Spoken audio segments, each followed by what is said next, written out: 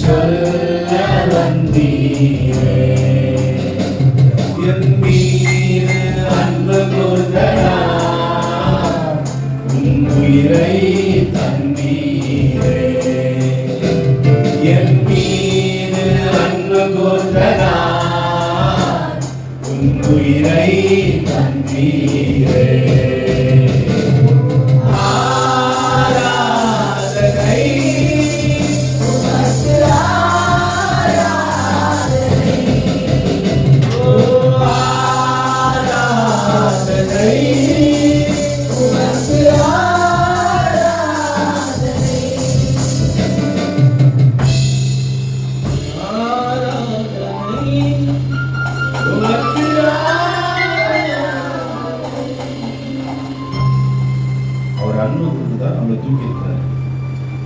இந்த அன்பு தான் நம்ம அன்பு பற்றி தான் இன்னைக்கு நம்ம ஷேர் பண்ணிக்கிறோம். இயேசுவின் அன்பை நம்ம உயர்த்தணும்னா we have to share. இயேசப்பா பிதாவோட அன்பை வந்து இந்த ஊடகத்தில் விதைக்கிறதுக்கு அவர் ஷேர் பண்றாரு. என்ன ஷேர் பண்றாரு? ரெஸ்பெக்டா என்ன ஷேர் பண்றாரு? இயேசப்பா என்ன ஷேர் பண்றாரு? பிதாவின் அன்பை இந்த ஊடகத்தில் காண்பிக்கிறதுக்கு இயேசு என்ன ஷேர் பண்றாரு? அவரையே ஷேர் பண்ணார். அவரே பலியானார். பிதாவின் அன்பை எப்படிதான் இந்த உலகத்துல காண்பிக்கணும்? பிதா கோபமானவர் தான், பிதா தண்டிக்கிறவர் தான், பிதா ஒரு வார்த்தை சொன்னா அடிக்கிறவர் தான். ஆனாலும் அவருக்குள்ள ஒரு அன்பு இருக்குது. இந்த ஜனங்க அதை புரிஞ்சுக்கொள்ளணும். பிதா கோபமானவர், பிதா ரொம்ப கோபமானவர், எரிச்சல் உள்ள தேவன். அவர் சொன்ன எல்லாத்தையும் அடிச்சுக்க முடியும். ஆனாலும் அவருக்குள்ள ஒரு அன்பு இருக்கு. அந்த அன்பை வந்து எப்படின்னா இந்த ஜனங்களுக்கு புரிய வைக்கணும்னு சொல்லிட்டு இயேசு தன்னை ஷேர் பண்ணாரு.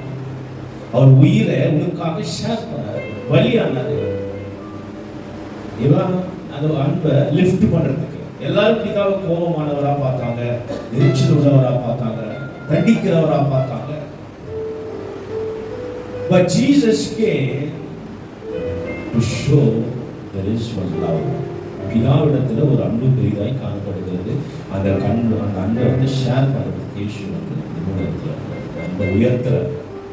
இன்னைக்கு பவுல் சொல்றாரு, எல்லாத்த காட்டிலும் இந்த அன்பு பெரியது, எல்லாத்த காட்டிலும் அந்த அன்பு தான் பெரியது. இந்த அன்பு புரிஞ்சிக்காததான் அனைவர் வந்து இயேசுவை இன்னும் அறியாமல் இருக்கிறாங்க, இயேசுக்கு இன்னும் வேலை செய்யாத இருக்கிறாங்க, இயேசுக்கு என்ன செய்யணும்னு தெரியாம இருக்கிறது. ஏன்னா இந்த அன்பை இன்னும் புரிஞ்சிக்கல யாரும். இந்த அன்பை புரிஞ்சுக்கிறவங்க மாத்திரம் சும்மாவே இருக்க மாட்டாங்க. மிஷினரிஸ் எல்லாம் ஏன் அவங்க உயிரை கொடுத்தாங்க? மிஷினரிகள்லாம் ஏன் தியாகம் பண்ணாங்க? பிள்ளைகள் எழுந்தாங்க, மனைவி எழுந்தாங்க, ஆஸ்தி எழுந்தாங்க, அவங்களே அவங்க எழுந்துட்டு இருக்காங்க. ஏன்னா இந்த அன்பை லிஃப்ட் பண்றதுக்காக தான். ஏன் வெளியூர்ல இருந்து வந்து எல்லா காசும் விதைச்சு கிராண்ட்ஸ்டைன் ஒரு குஷ்டரோகிகளுக்காக எல்லாம் பணத்தை விதைச்சு நேரத்தை விதைச்சு அவரோட ஸ்தானத்தையே விட்டுட்டு ஒரு குஷ்டரோகியோட அந்த கையெல்லாம் புண்ணெல்லாம் தொட்டு ஏன் அது பண்ணாரு? இந்த லவ் லிஃப்ட் பண்ணணும். எந்த லவ்? இயேசுவின் லவ் லிஃப்ட் பண்றதுக்கு அவரை அவர் தாழ்த்திக்கினார். நீயே நானும் நம்மள கொஞ்சம் கீழே தள்ளினாதான் அவர் அன்பு மேல போகும். நம்ம மேல நின்னோம்னா அவர் அன்பு கீழே தான் இருக்கும். நம்ம கீழே வரணும், அப்பதான் அவர் அன்பு மேல போகும். அதுதான் மிஷினரிஸ் எல்லாமே அவர்களை தாழ்த்தினார்கள். இப்ப இருக்கிற ஊழியக்காரர்கள் மேல இல்ல. இப்போலாம் நம்ம பிறர்கிட்ட காசு எடுத்து ஏமாத்தி பணக்கார ஆகுங்க. அவங்க எல்லாம் ஆல்ரெடி பணக்காரங்க. யாரு? மிஷினரிகள் ஆல்ரெடி பணக்காரங்க. இப்ப இருக்கிற குழுநரிகள்லாம் ஏமாத்தி பணக்கார ஆகுங்க. அப்ப இருந்த மிஷினரிகள் எல்லாம் they are well settled, big shots. அதெல்லாம் ஆனா எனக்கு இந்த அன்பை நான் உயர்த்தணும் சொல்லிட்டு அவங்க கீழே இறங்கி வந்து இந்த பணத்தெல்லாம் ஏழைகளுக்கு விதிக்கிறாங்க, குஷ்டரோகிக்கு விதிக்கிறாங்க, விதவைகளுக்கு விதிக்கிறாங்க, அப்பா அம்மா இல்லாத பிள்ளைகளுக்கு விதிக்கிறாங்க. இப்படியெல்லாம் விதிச்சு எஜுகேஷன் கொடுக்குறாங்க, ஹாஸ்பிட்டலைசேஷன் கொடுக்குறாங்க, நல்ல ஒரு வசதி ஹோம் கொடுக்குறாங்க. இப்படியெல்லாம் கொடுத்து மிஷினரிகள் இயேசுவின் அன்பை உயர்த்தினாங்க. நிறைய பேச்சுல நிக்கல மிஷினரிகள்லாம் செயல்பட்டாங்க. நம்ம தான் பேச்சுல நின்னுக்கிறோம். We are trying to speak and we have to show ourselves. But missionaries அதிகமா பேசல, அதிகமா செயல்பட்டாங்க. அப்பதான் இயேசுவின் அன்பு உயரப்பட்டுச்சு இந்தியால. இல்லைன்னா யாருன்னா தெரிஞ்சிருக்கணுமா இயேசு பத்தி? ஏசப்பா ஏசப்பா அவரோட ஷேர் பண்ணலனா பிதாவின் அன்பை பத்தி யாருன்னா தெரிஞ்சிருக்குமா? யாருக்கும் தெரிஞ்சிருக்காது. இயேசு அவரே ஷேர் பண்ணாரு. அதுதான் மிஷனரி. கொண்டாட்டி செத்து கடல்ல போட்டு மிஷனரி ஊழியம் செஞ்சான் தெரியுமா உங்களுக்கு? கடல்ல போட்டு புதிச்சான் missionary. Talking is not Christianity. Walking with Christ is Christianity. Missionary பாதையில் என்ன நடந்துச்சு தெரியுமா? மிஷனரி பயணத்துக்கு போறாங்க கப்பல்ல. மனைவி கர்ப்பத்தினால வலினால அங்கே செத்துறாங்க. எங்க? கப்பல்ல செத்துறாங்க. பிரசவம் பார்க்க முடியாம. அந்த மிஷனரி இல்லைன்றது கோயில வாங்க குருக்குன்னு சொல்றாங்க. No no no no, I want to live to Jesus. என் குழந்தை செத்துட்டா, இவ்வளோ வச்சு என்ன பண்ண முடியும்? கடலை தூக்கி போடு. வயிற்றுல குழந்தை, மனைவியும் செத்துட்டா, 2 பேரும் கடலை தூக்கி போட்டு is going to live to Jesus. பிடிக்கும் இது 5 ஸ்டார். நான் வானே சொல்ல மாட்டேன். சுகர் ஜாஸ்தியானோட 5 ஸ்டார் சாப்பிடுவேன். எனக்கு பிடிச்சது, எனக்கு தெரியும் சாப்பிட்ட சுகர் ரேஸ் ஆகிட்டேன். ஆல்ரெடி எனக்கு ஒரு 500 எடுத்து சுகர் வச்சுக்கிறோம். இப்போ என்கிட்ட 5 ஸ்டார் கொடுத்தினா என் வாயை சாப்பிட தான் தோணும். பரவாயில்ல, ஒரு டைம் சாப்பிட்டு கால் போட்டுக்கலாம். Because I love that 5 star. I love that. அதை காட்டிலும் இயேசுவை நம்புகிறாங்க.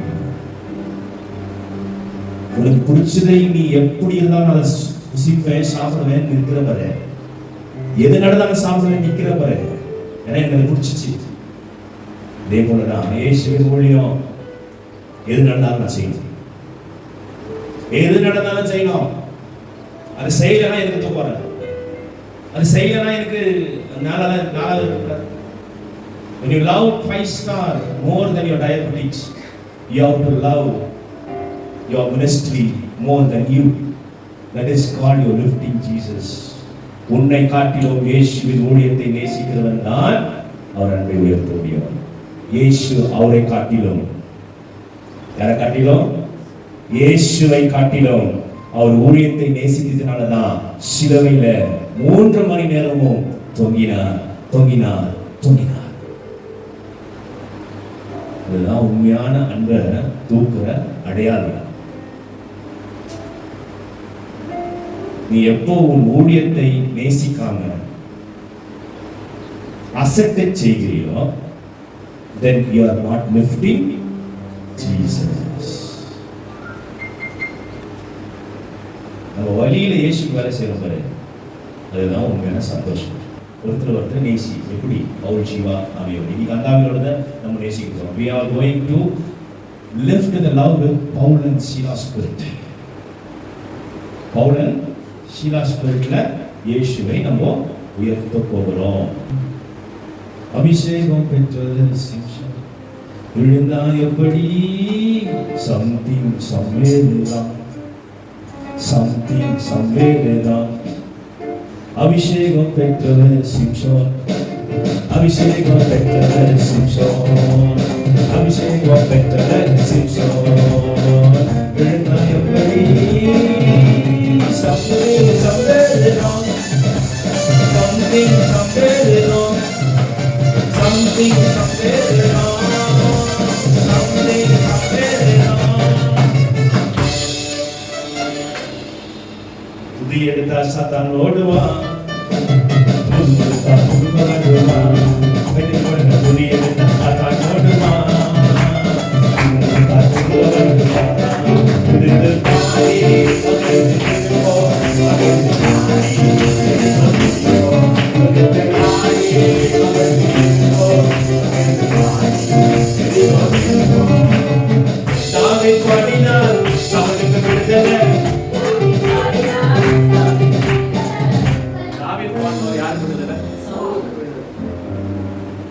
அவங்க 2 பேரு மத்தியில வந்தது விடுதலை ஆவி. அவங்க 2 பேருக்குள்ள பிசாசி ஒரு பிரச்சனை கொண்டு வரான். ஒரு பெரிய ஒரு கலக்கத்தை, குழப்பத்தை, ஏதோ ஒரு அசுத்தக்கிரியான நம்மளுக்கே தெரியாம ஒரு யோசனையை கொண்டு வரான். அந்த தாவீது பாடல் சொல்லுங்க. அங்க இருந்தது என்ன? யாரோட ஆவி?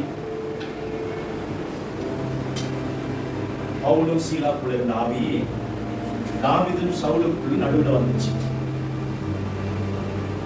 இன்னைக்கு அந்த பவுல் சீலாக்கள் இருக்கிற ஆவி நம்மளுக்கு நடுவுல வரணும். நம்ம யாராவது பிரிக்க பார்க்கறானா அவனை அழிக்கணும். யூதாஸ் விட வந்தானா அவனை அழிக்கணும். யூதாஸ் நம்மள வேலை செய்யாத உடக்கிறானா யூதாஸ்குள்ள இருக்கிற ஆவி அவனை அழிக்கணும். அதை கத்துக்கணும். தாவீது பாடினார்,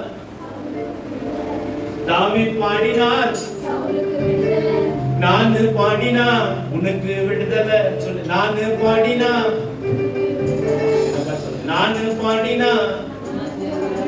நீ அதை பற்றி, நான் பாடினா நீ அதை பற்றி உனக்கு விடுதலை சொல்லுமா. மதுவா சரிக்காத. நான் பாடினா சொல்லு உனக்கு விடுதலை. ஆராதனை நீரனுக்கு நிச்சயம்